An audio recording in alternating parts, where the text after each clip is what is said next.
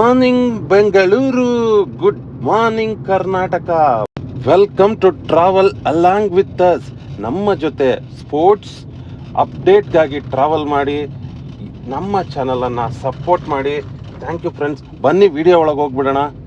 ಇವತ್ತು IPLನ 6ನೇ ಪಂದ್ಯ. ಬೆಂಗಳೂರಿನ ಮಟ್ಟಿಗೆ ಇದು 2ನೇ ಪಂದ್ಯ. ಮೊದಲನೇ ಪಂದ್ಯ ಹೇಳಿದಷ್ಟು ಚೆನ್ನಾಗಿರಲಿಲ್ಲ. CSK ವಿರುದ್ಧ ಸೋಲು ಅನುಭವಿಸ್ಬೇಕಾಯಿತು RCB. ಆದರೆ ಇವತ್ತು ಪಂಜಾಬ್ ಕಿಂಗ್ಸ್ ವಿರುದ್ಧ ಹೊಸ ತಂಡವಾಗಿ ರೆಡಿಯಾಗಿದೆ. ಯಾಕೆಂದರೆ ಆಂಡ್ರಿ ಫ್ಲವರ್ ಅವರು ಹೊಸ ಒಂದು ಕೋಚ್ ಆಗಿ ಬಂದಿದ್ದರು. ಅವರಿಗೆ ತಂಡವನ್ನು ಅನಲೈಸ್ ಮಾಡೋದಕ್ಕೆ ಸ್ವಲ್ಪ ಟೈಮ್ ಬೇಕಿತ್ತು. ಬಹುಶಃ ಕಳೆದ ಪಂದ್ಯದಲ್ಲಿ ನಮ್ಮ ತಂಡ ಮಾಡಿದಂಥ ಎಲ್ಲ ನ್ಯೂನ್ಯತೆಗಳನ್ನು ಅವರು ಬರ್ಕೊಂಡಿರ್ತಾರೆ, ಅದ್ರ ಮೇಲೆ ವರ್ಕೌಟ್ ಮಾಡಿರ್ತಾರೆ. ಇವತ್ತು ಬೆಂಗಳೂರಿನ ಹೊಸ ಅವತಾರ ಏನಿದೆ, ಏನು ವಿರಾಟ್ ಕೊಹ್ಲಿ ಅವರು ಹೇಳಿದರು, we are coming with a new avatar ಅಂತ, ಅದು ಇವತ್ತು ಪ್ರೂವ್ ಆಗುತ್ತೆ ಅಂತ ಅಂದ್ಕೊಳ್ತೀನಿ. ಸೊ ಇವತ್ತು ಪಂಜಾಬ್ ಕಿಂಗ್ಸ್ ವಿರುದ್ಧ ಬೆಂಗಳೂರು ಖಡಾಖಂಡಿತವಾಗಿ ಗೆದ್ದು ಬೀಗತ್ತೆ ಅಂತ ಅನ್ನಿಸ್ತಾ ಇದೆ. ನನ್ನ ಪ್ರೆಡಿಕ್ಷನ್ ಪ್ರಕಾರ ಇವತ್ತು ಗೆಲ್ಲೋ ತಂಡ RCBನೇ. ಯಾಕಂದರೆ ಚೆನ್ನೈ ವಿರುದ್ಧ ನನಗೂ ಕೂಡ ಸ್ವಲ್ಪ ಡೌಟ್ ಇತ್ತು. ಯಾಕಂದರೆ ಚೆನ್ನೈಯನ್ನು ಚಪಾಕ್ನಲ್ಲಿ ಕಟ್ಟಿ ಹಾಕೋದು ಅಷ್ಟು ಸುಲಭ ಅಲ್ಲ. ಮಹೇಂದ್ರ ಸಿಂಗ್ ಧೋನಿ ಅವರು ಹೋಮ್ ಗ್ರೌಂಡ್ನಲ್ಲಿ ಎಷ್ಟು ಸ್ಟ್ರಾಂಗ್ ಅನ್ನೋದು ನಮಗೆಲ್ಲರಿಗೂ ಗೊತ್ತಿರೋ ವಿಷಯ. ಹಾಗಾಗಿ ಸ್ವಲ್ಪ ಡೌಟ್ ಇತ್ತು ಮೊದಲನೇ ಮ್ಯಾಚಲ್ಲಿ. ಆದರೆ ಇವತ್ತು ಆ ಡೌಟ್ ಇಲ್ಲ. ಪಂಜಾಬ್ ವಿರುದ್ಧ ಖಡಾಖಂಡಿತವಾಗಿ ಗೆದ್ದು ಬೀಗತ್ತೆ ಬೆಂಗಳೂರು ಅಂತಲೇ ಅಂದ್ಕೊಳ್ತೀನಿ. ಯಾಕಂದರೆ ಆದರೆ ಪಂಜಾಬ್ ಈಗಾಗಲೇ ಮೊದಲನೇ ಪಂದ್ಯವನ್ನು ಗೆದ್ದಿದೆ. ಸ್ವಲ್ಪ ಉತ್ಸಾಹದಲ್ಲಿ ಇರ್ತಾರೆ ಪಂಜಾಬ್ ತಂಡ. ಹೆಡ್ ಟು ಹೆಡ್ ನೋಡ್ತಾ ಅಂದರೂ ಕೂಡ ಅಲ್ಲಿ ಇದುವರೆಗೂ ನಾವು ಪಂಜಾಬ್ ವಿರುದ್ಧ 31 ಪಂದ್ಯಗಳನ್ನು ಆಡಿದ್ದೀವಿ. ಆದರೆ ಬೆಂಗಳೂರು ಕೇವಲ 14ರಲ್ಲಿ ಮಾತ್ರನೇ ಗೆದ್ದಿದೆ. ಪಂಜಾಬ್ 17 ಪಂದ್ಯದಲ್ಲಿ ಗೆದ್ದಿದೆ.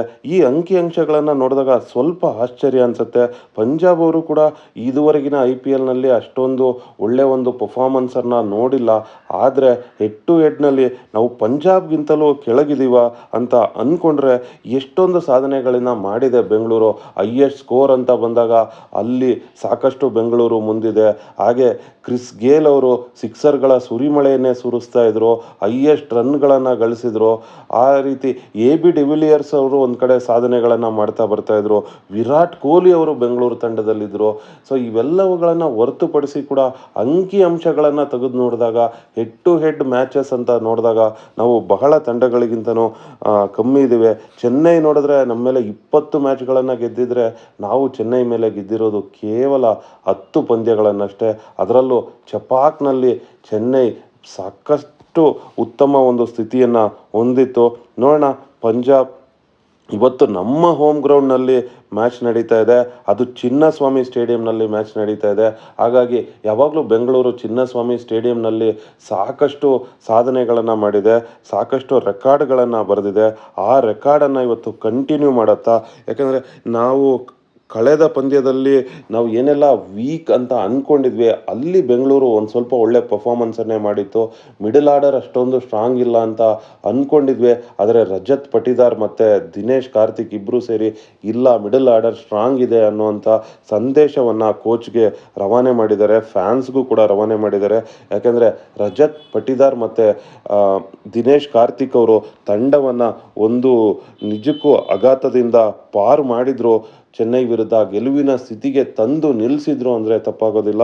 ಸೊ ಆ ಒಂದು ಪರ್ಫಾರ್ಮೆನ್ಸನ್ನು ಮಿಡಲ್ ಆರ್ಡರ್ ಇವತ್ತು ಕೂಡ ಕೊಡಬೇಕಾಗಿದೆ. ಅಷ್ಟೇ ಅಲ್ಲ, ಡುಪ್ಲೆಸಿಸ್ ಮತ್ತು ವಿರಾಟ್ ಕೊಹ್ಲಿ ಇಬ್ಬರು ಅಬ್ಬರಿಸಿ ಬೊಬ್ಬರಿದ್ರೆ ಪಂಜಾಬ್ ಸೋಲೋದು ಗ್ಯಾರಂಟಿ. RCBಯ ಗೆಲುವು ಖಡಾಖಂಡಿತ ಅನ್ನೋದರಲ್ಲಿ ಎರಡು ಮಾತೇ ಇಲ್ಲ. Thank you friends. ನೋಡೋಣ ಏನಾಗುತ್ತೆ ಅಂತ ಕಾದಿರಿ. ಇವತ್ತು ಸಂಜೆ 7:30ಕ್ಕೆ ಭರ್ಜರಿ ಆಟ ಸ್ಟಾರ್ಟ್ ಆಗುತ್ತೆ. Will see you over there. Thank you very much.